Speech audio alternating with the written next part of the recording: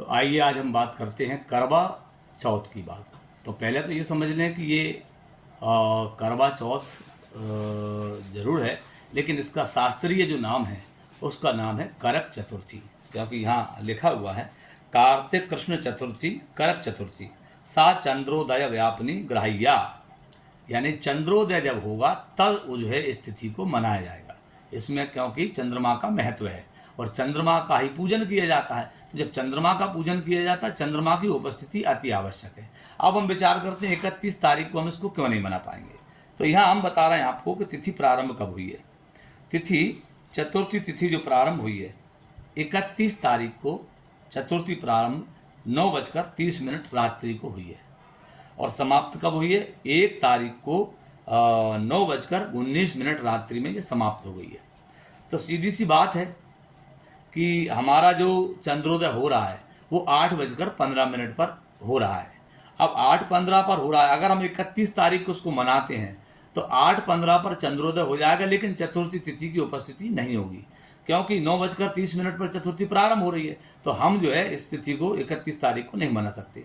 अब हम 1 तारीख को क्यों मनाएंगे, क्योंकि 1 तारीख को 9:19 पर चतुर्थी तिथि समाप्त हो रही है।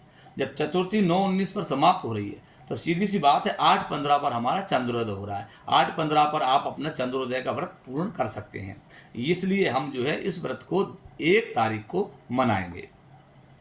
दूसरी बात आती है कि व्रत का समय क्या रहेगा। व्रत प्रारंभ कितने बजे करना है, समाप्त कितने बजे करना है।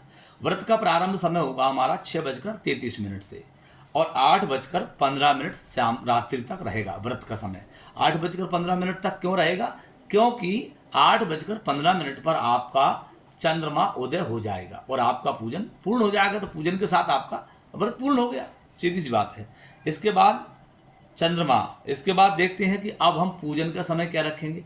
पूजन का समय जो है 5:36 से 6:54 के मतलब 7 बजे तक, 5 से 7 के बीच में आप अपना जो पहले वाला पूजन है बाकी का इसमें वो पूजन आप कर लेंगे, ठीक है। इसमें खासकर गणेश जी का, शिव पार्वती का पूजन होता है वो आप लोग करेंगे, तो ये पूजन आप करेंगे और ये चंद्रोदय आपका होगा 8:15 पर। अब आते हैं कि करवा जो बनाया जाता है, जिसे हम करक कहते हैं। करक माने मिट्टी होती है, यानी इसमें चाशनी मिला करके इसको बनाया जाता है और इसको बनाने के बाद पूजन के बाद या तो ब्राह्मण को दिया जाता है और या फिर जो है किसी सौभाग्यशाली महिला को ये दिया जाता है, जैसे अपनी सास को भी आप दे सकते हैं।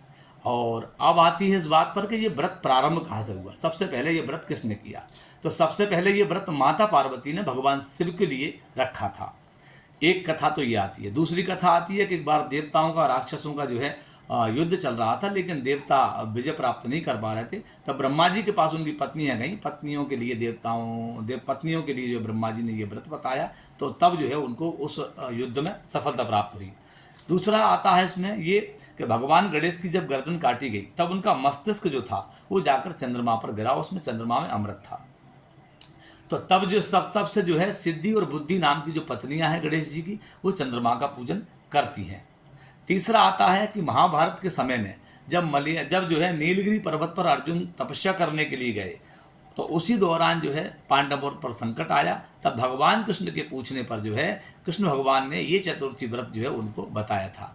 तो ये हमारी बात हुई आज करवा चौथ की। तो हमको करवा चौथ कब करना है, करवा चौथ का तारीख है हमारी 1 तारीख। हमको 1 तारीख को हमको करवा चौथ मनाना है और चंद्रोदय रहेगा हमारा 8:15 पर। इसी के साथ ये करवा चौथ का व्रत का हम पूर्ण फल वो आपको विवरण हमने दिया। धन्यवाद बहुत बहुत। हमारे